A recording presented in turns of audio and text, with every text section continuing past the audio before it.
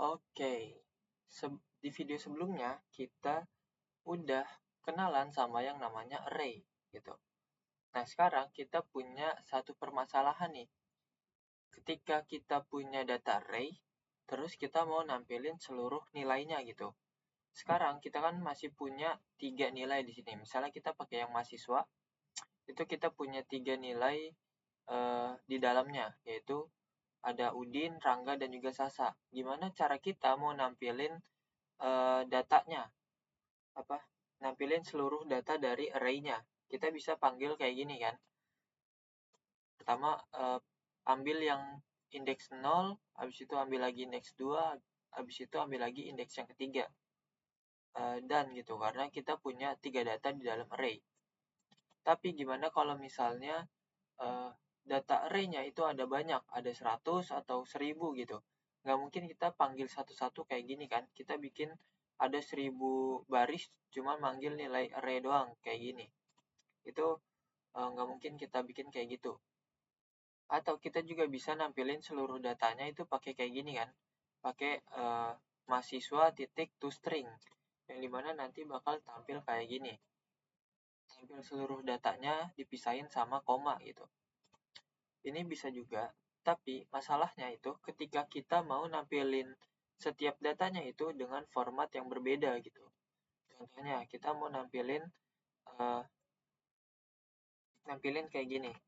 Jadi, misalnya nomor 1 itu mahasiswanya siapa namanya, terus nomor 2 dan seterusnya itu siapa gitu namanya. Kalau misalnya tadi datanya ada 100 atau 1000, nggak mungkin kita duplikasi kayak gini lagi kan. Kita bakal duplikasi banyak nih gitu, sampai 100 atau 1000 gitu, sesuai dengan isi dari array-nya. Itu nggak mungkin. Jadi kita bakal kenalan sama yang namanya perulangan atau looping. Oke, kita bisa bikin dulu satu buah file baru di sini, looping.html misalnya. Kita buat dulu struktur dasar HTML ya. Sekarang namanya apa ya? Looping JavaScript. Oke. Di bodinya sekarang kita bikin TypeScript. Oke, di sini misal gue pakai array yang mahasiswa aja deh. Sini. Kita punya array mahasiswa yang isinya itu nama dari mahasiswanya. Mungkin gue coba tambahin nama-namanya dulu. Tuh.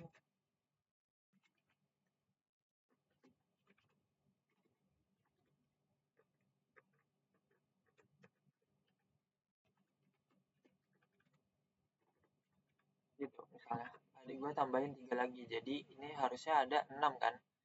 Ada 6 data di dalamnya yang indeksnya mulai dari 0, 1, 2, 3, 4, dan 5 gitu. Oke. Sekarang kita bakal kenalan sama perulangan. Kita bisa masuk dulu ke W3 School seperti biasa. W3 School bagian JavaScript, di sini ada looping atau perulangan. Di mana di sini ada beberapa nih, ada for in, for off, sama while.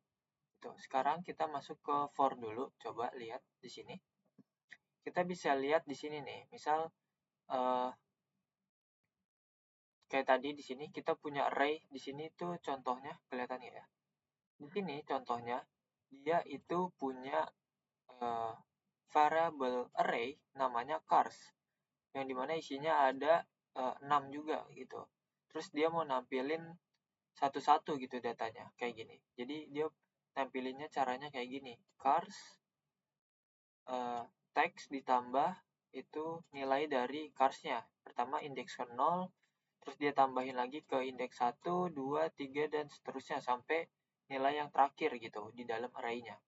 Daripada bikin kayak gini, kita bisa pakai array nih. Jadi dari yang ada 6, itu kita bisa bikin jadi cuman kayak gini doang. Dengan cara itu kayak gini. Jadi pakai for untuk perulangannya, terus di sini ada 3 expression di dalamnya. Nanti ini yang bakal di looping atau diulang-ulang gitu. Oke. Sekarang kita lihat lagi di sini. Nah, di sini ada ada strukturnya, bisa dilihat for, terus ada 3 expression di dalamnya.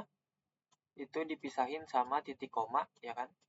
Nah, terus di sini yang bakal dieksekusi di setiap perulangannya. Di mana ekspresi yang pertama itu bakal dieksekusi sekali sebelum perulangannya dijalanin gitu. Oke, di sini. Nah, yang biasanya itu di sini diisi sama mendefine sebuah variabel kayak gitu. Nah, terus di ekspresi kedua ini kita bakal isi sama kondisi. Itu mirip sama kondisi yang di kondisi yang di percabangan atau if else kayak gitu. Habis itu yang ketiga itu bakal dieksekusi setiap kali kode yang ada di dalam sini itu selesai dijalanin. Jadi setiap kode yang ada di dalam sini selesai dijalanin, di setiap perulangannya dia bakal ngejalanin ini. Ekspresi ketiga kayak gitu. Contohnya di sini itu kita mau nampilin nomor gitu. Nampilin nomor yang kurang dari 5. Jadi di sini pertama kita define sebuah variabel, misalnya namanya i atau indeks gitu. Terus kita kasih nilainya 0. Habis itu kita cek kondisinya, apakah nilai i itu kurang dari 5 gitu misalnya. Oke, ketika i-nya kurang dari 5, dia bakal ngejalanin kode yang ada di dalam sini. Kalau kodenya udah selesai dijalanin atau dieksekusi, dia bakal ngeeksekusi expression yang ketiga. Oke, paham? Jadi misalnya di sini kan kita pertamanya ngedefine-nya 0. Oke, terus kita cek nih, apakah 0 kurang dari 5? Kalau iya, jalanin yang ini, jalanin kodenya. Setelah selesai dijalanin, itu kita jalanin yang di sini, dimana ini kita nambahin i-nya gitu. Kita tambahin atau increment, yang tadinya 0, sekarang kita tambahin 1, atau kita increment, berarti jadi 1 kan. 0 tambah 1 jadi 1. Sekarang i-nya itu 1, 1 kurang dari 5. Iya, berarti jalanin lagi, terus kita tambahin lagi. Sekarang 1 tambah 1, 2. I kurang dari 2 kurang dari 5, masih kurang, berarti jalanin lagi, terus kita tambahin lagi. Sekarang jadi 3 gitu. 3 kurang dari 5, masih kurang dari 5, berarti kita jalanin lagi gitu. Habis itu kita tambahin lagi. Sekarang berarti 3 tambah 1, 4. Apakah 4 kurang dari 5? Berarti kan masih kurang, berarti dijalanin lagi. Kan? Dijalanin lagi, terus kita tambahin lagi. Berarti dari 4 ditambahin 1 jadi 5. Sekarang kita cek lagi kondisinya, apakah 5 kurang dari 5? Enggak kan? Dia itu sama gitu, enggak kurang. Berarti karena kondisi yang ada di sini sudah tidak terpenuhi, ini enggak bakal dijalani lagi dan perulangannya selesai, kayak gitu. Sekarang kita coba lihat hasilnya deh. Kita copy yang ini. Sekarang kita lihat dulu hasilnya. Kita pakai for di sini. Oke. Sekarang kita lihat hasilnya. Pindah ke sini, kita pindah dulu ke looping. Looping.html. Oh ya, sekarang di sini kita salah. Sebentar. Ini gua ganti dulu isinya. Misalnya pakai document.write. Oke. Terus kita tampilin i-nya. Oke, bisa dilihat di sini ada muncul 0 sampai 4 gitu. Tadi yang kayak gue bilang itu yang muncul itu ketika kondisinya itu terpenuhi, di mana kita mau nampilin i kurang dari 5, ya kan? Jadi 0, 1, 2, 3, 4 itu kurang dari 5 gitu. Ketika nilai i-nya udah 5 atau udah nggak sesuai sama kondisinya yang kita set di sini, itu dia bakal berhenti perulangannya kayak gitu. Oke, paham di sini? Sekarang kita bakal coba ngulang atau ngambil isi dari variabel mahasiswa kayak gini. Contohnya, jadi kita bisa bikin lagi for, Terus expression pertama di sini kita bikin sebuah variabel, kita bikin aja i, terus kita kasih nilai 0. Kenapa 0? Karena kan kita mau nampilin isi dari array gitu. Dan array itu indeksnya dimulai dari 0. Jadi kita setnya 0. Sekarang kita pisahin ekspresinya pakai titik koma. Expression kedua itu tadi kondisi. Berarti kondisinya kita mau i-nya itu bakal kurang dari jumlah dari isi array-nya. Kita bisa dapetin jumlah isi array-nya itu kan pakai mahasiswa, pakai variabel array-nya yaitu mahasiswa titik length. Di sini kita bisa ambil length-nya. Terus kita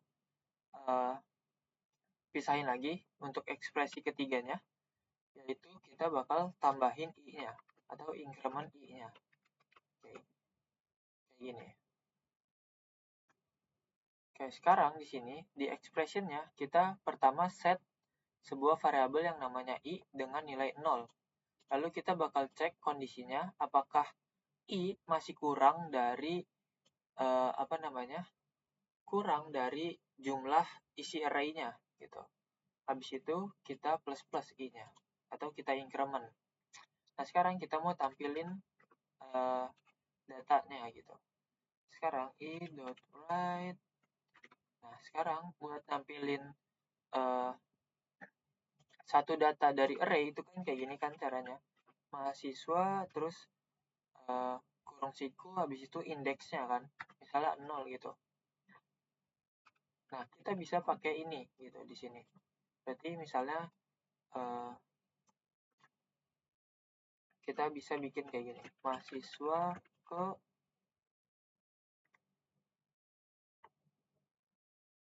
kita bikin gini dulu deh. Mahasiswa, koma terusnya itu mahasiswa i. Nah, di sini di di dalam kurungnya nilainya kita bisa isi itu variabel i. Kita bisa pakai variabel i, ya kan? Nah, karena i nanti bakal bertambah gitu dari 0 kan kita pertama ngambil indeks ke 0 terus ditambahin indeks ke 1 sampai yang terakhir gitu, sampai indeks yang terakhir yang ada di dalam array-nya kayak gini contohnya. Sekarang kita coba lihat hasilnya dulu. Nah, sekarang hasilnya kayak gini. Mahasiswa Udin, ini kita ini dulu deh, right line aja biar ada spasinya. Oke, mahasiswa ini looping pertama, terus looping kedua, looping kedua ini mahasiswa namanya Rangga, looping ketiga itu Sasa, Sumanto, Caki sama Diana kayak gitu. Kenapa? Karena i-nya itu dinamis atau bertambah gitu setiap perulangannya dilakuin lagi. Setiap perulangannya masih berlaku untuk kondisinya. Kayak gitu. Oke, paham nggak di sini? Ini kita bisa manipulasi, misalnya kita tambahin BR deh di sini biar biar bisa turun ke bawah.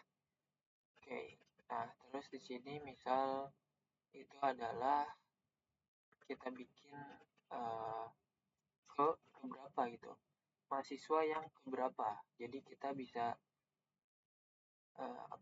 pisahin di sini kayak gini. Oke. Di sini kita bakal isi i plus 1. Kan karena i-nya mulai dari 0, kita mau nampilin urutannya itu kan mulai dari 1 bukan dari 0, berarti i-nya kita plus 1 gitu. Oke, sekarang kita lihat lagi hasilnya. Nah, sekarang dia kayak gini hasilnya. Mahasiswa ke-1 itu Udin. Mahasiswa kedua itu Rangga, ketiga Sasa, dan seterusnya gitu, sampai yang terakhir. Jadi, dengan perulangan ini, ketika array-nya kita berubah gitu, atau berkurang atau bertambah datanya, contohnya, kita nggak perlu ngelakuin apa-apa lagi gitu. Dia langsung tampil sesuai data dari array-nya.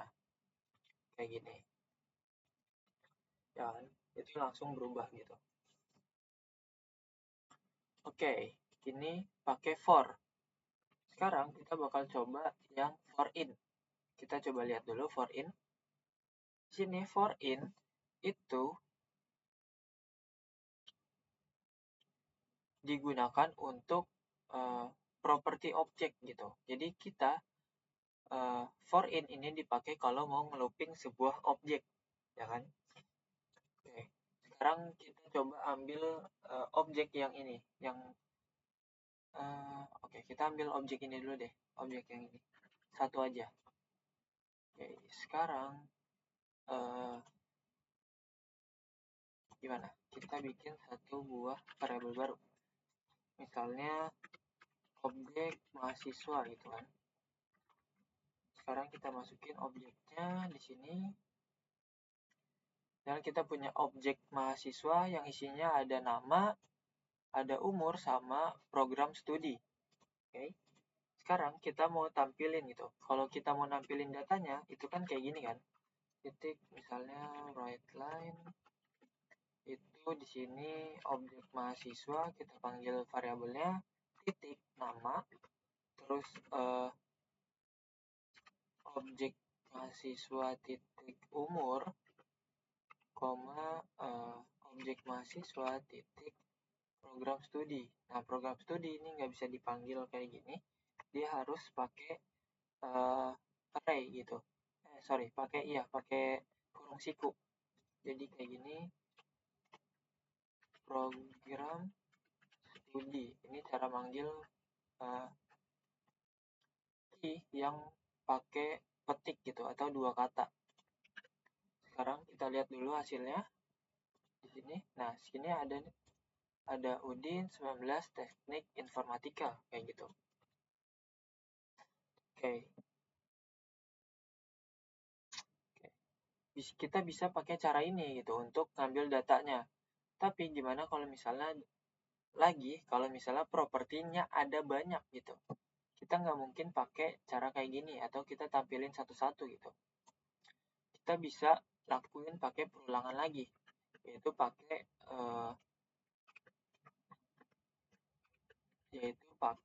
for in tadi. For sekarang di dalam expressionnya kita bakal bikin satu expression. Jadi di sini key-nya atau variabel yang bakal kita pakai gitu untuk nyimpen data objeknya, data property objeknya, terus in variabel objeknya. Oke, jadi di sini kita sama set atau mendefine sebuah variabel baru. Misalnya let misalnya key gitu, atau property prop misalnya, let prop, terus let prop in nama variabel objeknya, yaitu objek mahasiswa di sini. Ya kan? Jadi kita mau ngelooping isi dari ini gitu. Yang dimana setiap propertinya nanti bakal disimpan ke sini. Simpan ke variabel prop. Jadi di looping pertama itu dia bakal ngambil yang ini, looping kedua properti ini, dan seterusnya gitu. Sampai kalau misalnya dia ada banyak. Oke, kayak gini. Nah, sekarang coba kita lakuin lagi dokumen titik right line. Oke. Sekarang kita coba tampilin propnya dulu. Apa sih isi dari propnya gitu biar kita tahu. Sekarang kita lihat. Nah, di sini ada nama, umur, sama program studi. Ya kan? Kita bisa pakai nih. Karena dia propnya itu nyimpen nama, umur, sama program studi. Yang dimana itu key dari propertinya, ya kan? Oke, sekarang kita bisa pakai dimana kita kayak sama nih, manggil variable objeknya dulu. Habis itu kita masukin key-nya. Kita nggak bisa pakai titik untuk masukin propnya. Jadi kita pakai kurung siku di sini. Baru kita masukin prop di sini. Prop di dalam kurung sikunya. Jadi ini kita bakal pakai untuk dia manggil key dari properti objek mahasiswa. Oke. Sekarang kalau kita lihat, ini tampilan sama kayak tadi gitu kan. Udin 19 sama teknik informatika kayak gitu. Jadi untuk ngelooping isi dari objek kita bisa pakai for in, ya kan? Kayak gitu. Nah, sekarang ada satu lagi, itu namanya for off. Nah, kalau tadi for in itu kita pakai buat ngelooping objek, jadi khusus buat objek. Nah, kalau for off ini kita bisa ngelooping data atau nilai yang iterable atau iterable tuh kayak bisa diulang-ulang gitu. Dimana itu ada beberapa data yang iterable, itu ada array, ada string, maps, notelist, dan yang lainnya gitu. Ada banyak gitu. Tapi yang biasa dipakai itu ada array sama strings gitu. Yang kita tahu ya, sekarang ada array sama string. Gimana sih maksudnya? Coba kita buat dulu deh. Di sini, misalnya kita punya variabel misalnya kampus deh. Kampus sama dengan string dari STT NF gitu misalnya. Sekarang kita bakal bikin perulangannya. Sama kayak for off sama kayak for in. For off formatnya kayak gini. Kita bisa copy aja, turunin ke bawah. Terus yang in-nya kita ganti jadi off. For off gitu. Sama, jadi ini kita tinggal sesuaiin aja. Itu di sini prop-nya kita bakal ganti, misalnya yang sesuai itu misalnya adalah variabel yang nggak pasti nilainya kita bisa pakai X aja deh, biar nggak bingung gitu kan. Misalnya X gitu. Terus yang mau diulang apa? Misalnya itu data kampus. Karena ini string, ya kan? Karena kampus itu nilainya string, dia bakal ngulangnya kayak gini. Jadi ini setiap huruf bakal diulang satu-satu gitu. Sekarang coba kita lihat di sini. Kita lihat X-nya itu berisi apa sih gitu. X ini nanti bakal diisi apa gitu. Coba kita lihat hasilnya adalah kayak gini. STTNF gitu. Dia berarti ngulang perulangan pertama bakal nampilin S, perulangan kedua itu T, perulangan ketiga itu T, keempat N, dan juga yang terakhir itu F gitu. Jadi dia bakal ngulang sebanyak huruf yang ada di dalam stringnya kayak gitu. Kalau string, oke. Sekarang gimana kalau misalnya kita mau ngelooping array gitu pakai for of. Tadi kan kita pertama ngelooping array pakai for biasa kan, yang dimana ini kita harus tentuin i-nya, terus i-nya kita kondisiin harus kurang dari panjang array-nya dan sebagainya gitu. Tapi dengan for of kita bisa lebih mudah gitu. Kita nggak perlu ngasih kondisi gitu.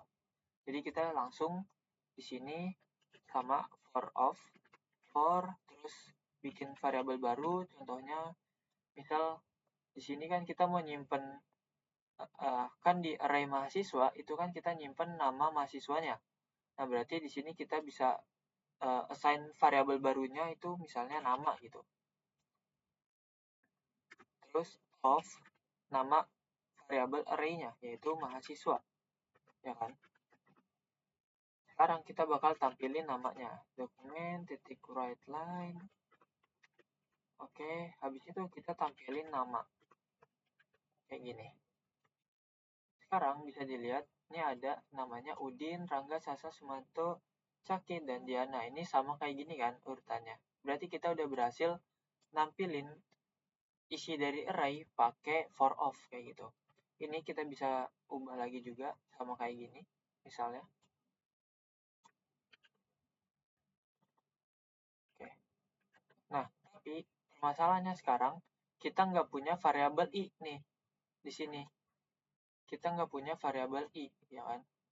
Kalau tadi di atas kita punya variabel i yang diset dari 0 gitu. Tapi di sini kita nggak punya.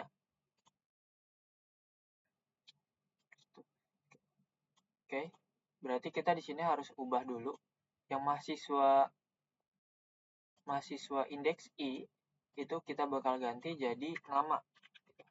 Kan indeks I itu sama aja kayak nama kan tadi yang tampilnya. Habis itu yang I-nya ini kita belum bisa pakai nih. Jadi sekarang kita hapus dulu. Sekarang kita coba hapus dulu. Oke, nah sekarang tampilnya sama nih dia. Mahasiswa Udin, mahasiswa Rangga, Sasa, dan Sumanto, Ciaki, dan Diana gitu.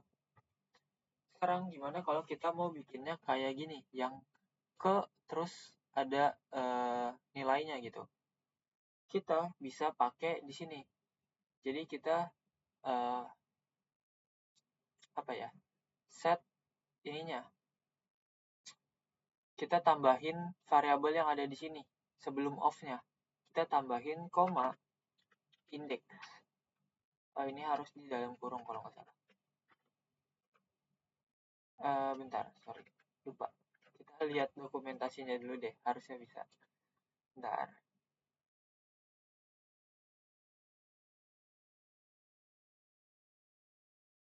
Oh, nggak ada ya? Bentar, harus ada deh. Oh, dia nggak ada deh. Oke, nggak ada. Berarti kita nggak bisa bikin kayak gini. Nggak bisa bikin, yang kayak I gitu. Bisa, tapi kita harus pakai cara kayak gini. Kita harus bikin variabel di luar dari for-nya. Di sini let I sama dengan 0 gitu. Kita set 0-nya I-nya di awal. Habis itu di dalam for-nya kita increment gitu di akhir statement-nya. Di akhir statement kodenya itu kita I++. Atau kita mulai dari 1 deh di sini. Biar langsung. Jadi kita bisa langsung kayak tadi gitu. Oke, ini koma. Kita bisa langsung taruh I-nya di sini. Bentar.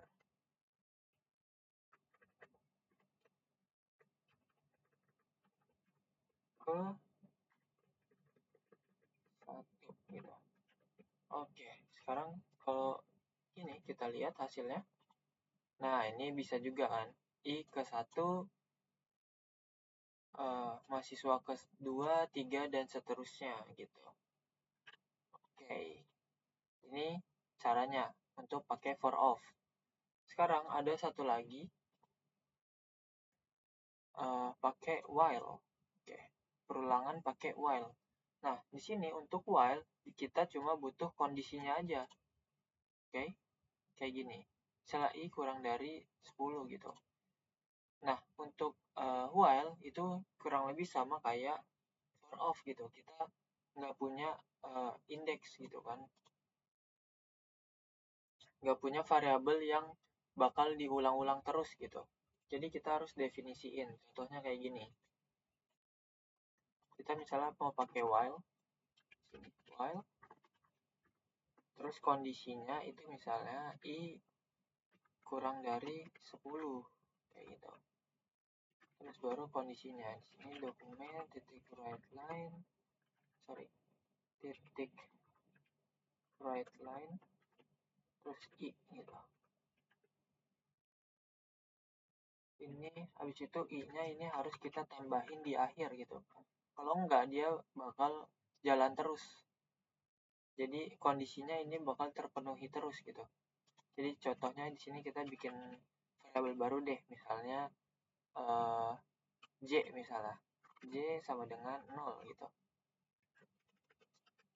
Sekarang kalau kita enggak increment J-nya di dalam while-nya, kita lihat nih hasilnya. Nah, dia bakal loading terus. Kenapa? Karena ini bakal nampil terus gitu. Jadi kita ini stop dulu. Misalnya kita komen dulu. Harusnya ini berhenti.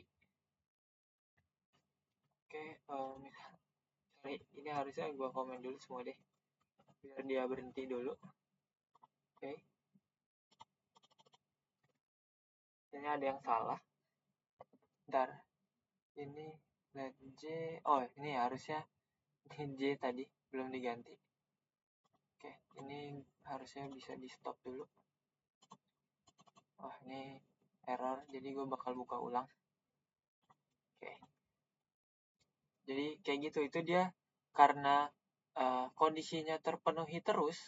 Karena di sini tadi kondisi yang di sini terpenuhi terus, ini bakal dijalanin terus gitu. Jadi terus aja gitu, bakal jalan terus gitu, nggak ada habis-habis, namanya infinite loop, kita sebutnya infinite loop. Jadi bakal ngulang terus kayak gitu, itu bakal jadi berat banget gitu jadinya. Oke, sekarang kita coba lagi tadi apa ya, kita buka lagi deh. Oke, nah nih tampil, bisa dilihat di sini. Misal kita uncomment lagi, terus ini kita benerin jadi J, jadi harusnya J ya kan. Ini juga di sini J, kita bisa lihat ini bakal kayak tadi tuh, infinite loop. Atau di sini misalnya kita bikin pakai konsol deh biar kelihatan. Harusnya kalau di konsol tampil sih. Konsol log J kayak gini. Sekarang kita lihat, aduh ini harus di stop, harus dibuka ulang lagi, sorry. Ini kita copy aja, terus kita refresh dari sini. Oh ini nggak bisa, harus ditutup dulu.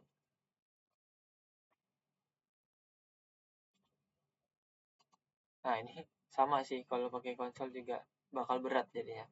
Ini kita tutup, habis itu apa ya, ini juga kita tutup, dia berat banget anjay. Oke, sebentar, kayaknya laptop gua.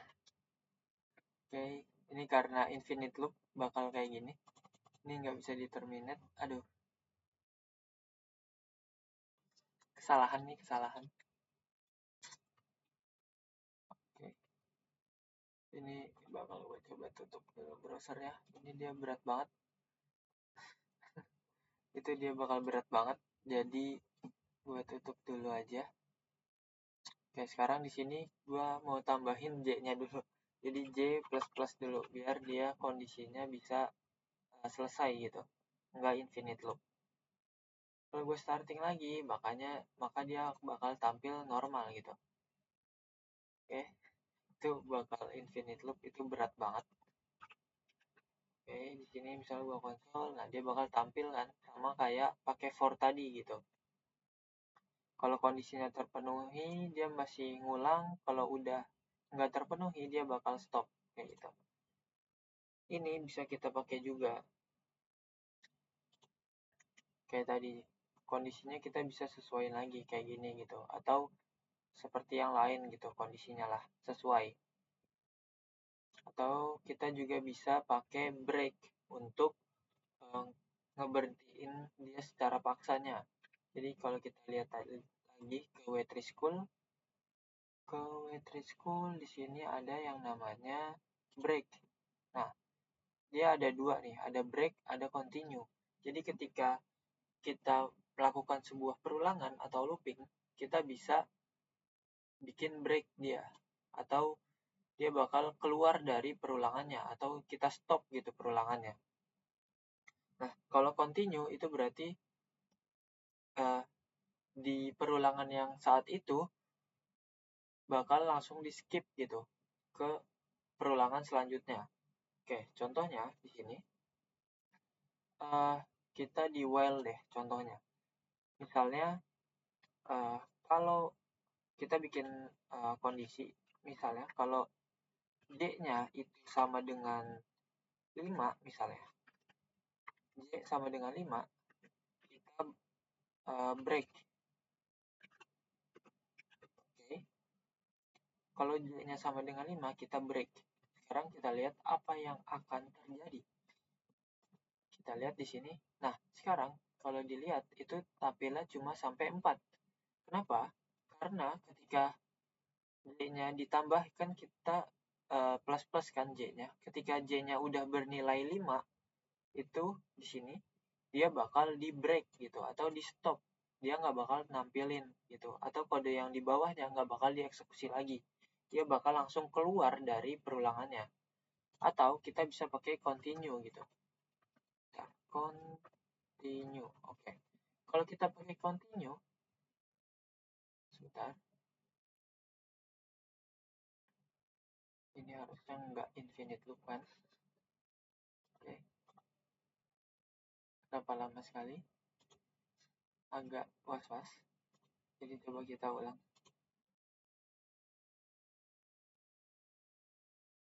Kenapa lama banget, ini harusnya bisa, cuma kenapa ya, break,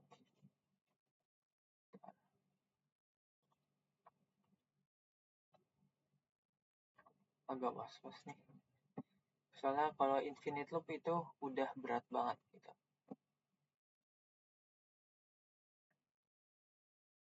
Oh iya, di sini salahnya karena